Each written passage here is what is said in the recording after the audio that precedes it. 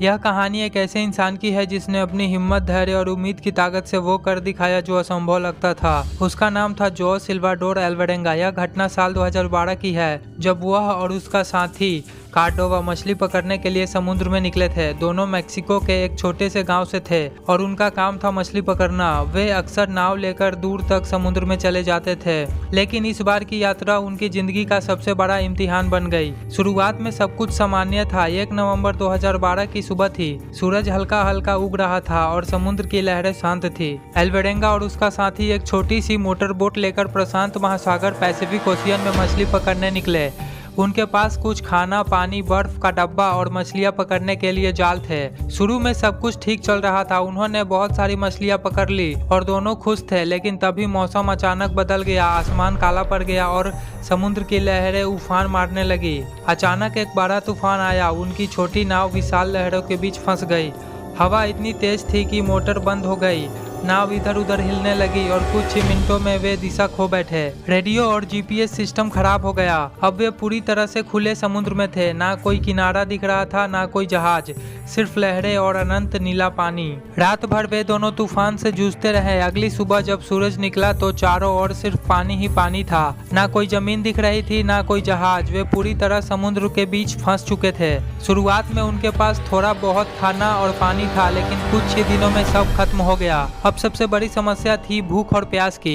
प्यास इतनी लगी थी कि दोनों ने समुद्र का पानी पीने की कोशिश की, लेकिन वह बहुत खारा था और उससे उल्टी होने लगी। फिर सल्वाडोर ने सोचा कि कुछ भी करके पानी ढूंढना होगा। उसने आसमान में बादल देखे और जब बारिश हुई तो उसने अपने कपड़ों और बर्तन में बारिश का पानी इकट्ठा किया।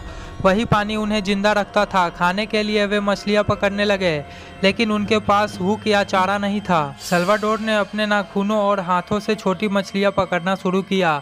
वे मछलियां कच्ची ही खाते थे, क्योंकि आग जलाने का कोई तरीका नहीं था। कई बार वे उड़ने वाली मछलियां खुद बोट में गिर जाती थी, वही उनका खाना बनती। कभी कभी वे पक्षियों को पकड़ लेते, उनके खून और मांस से पेट भरते।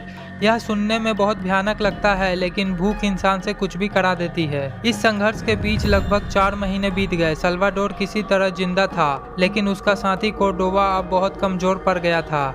वह बारिश का पानी नहीं पीता था और कच्ची मछलियां खाने से डरता था। धीरे धीरे उसका शरीर जवाब देने लगा। एक दिन वह बीमार पड़ा और कुछ ही घंटों में उसकी मौत हो गई। सल्वाडोर के लिए यह बहुत ही बड़ा झटका था। वह अपने साथी को खो चुका था। कुछ दिनों तक उसने कोर्डोवा के शव को अपने पास रखा, उससे बातें करता रहा, क्योंकि अकेलापन उसे तोड़ रहा था। लेकिन फिर उसने समझा कि उसे आगे बढ़ना होगा। उसने आंसू पोंछे और शव को समुद्र में बहा दिया। अब सल्वाडोर बिल्कुल अकेला था। ना कोई साथी, ना कोई उम्मीद, सिर्फ आसमान और पानी।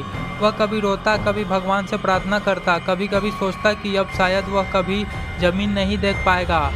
कभी वह कल्पना करता कि वह अपने परिवार के साथ है, लेकिन जब होश आता तो सिर्फ लहरें की आवाज़ सुनाई देती। समय धीरे धीरे बीतता गया। उसे दिन और रात का फर्क भी समझ नहीं आता था।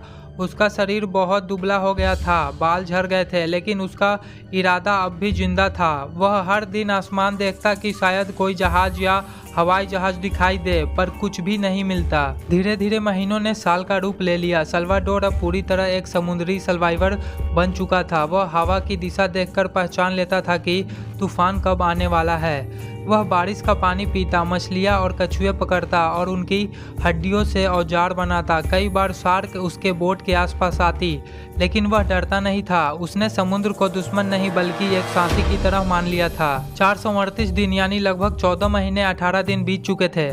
सल्वाडोर अब बहुत कमजोर हो गया था। एक दिन उसे दूर कहीं हरे पेड़ दिखाई दिए।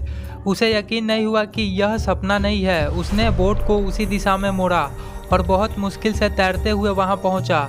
वह एक छोटा सा द्वीप था, मार्शल आइलैंड। वहां के एक स्थानीय व्यक्ति ने उसे देखा और तुरंत मदद की। सल्वाडोर बेहोश हो गया था। जब उसे होश आया तो उसने पाया कि वह अस्पताल में है और चिंता है। जब यह खबर फैली कि एक इंसान 438 दिन तक समुद्र में अकेले जिंदा रहा, तो पूरी दुनिया हैरान रह गई। डॉक्टर ने कहा कि यह मानव इतिहास की सबसे बड़ी सर्वाइवल घटना है। वैज्ञानिकों ने कहा कि इतने लंबे समय तक जिंदा रहना लगभग असंभव था, लेकिन सल्वाडोर की हिम्मत और दिमाग ने उसे बचा लिया। सल्वाडोर की कहानी हमें सिखाती है कि उम्मीद कभी नहीं छोड़नी चाहिए। जब सब कुछ खत्म लगता है तब भी जीवन में कोई ना कोई रास्ता बच जाता है। इंसान का दिमाग और इच्छा शक्ति किसी भी परिस्थिति को मात दे सकती है।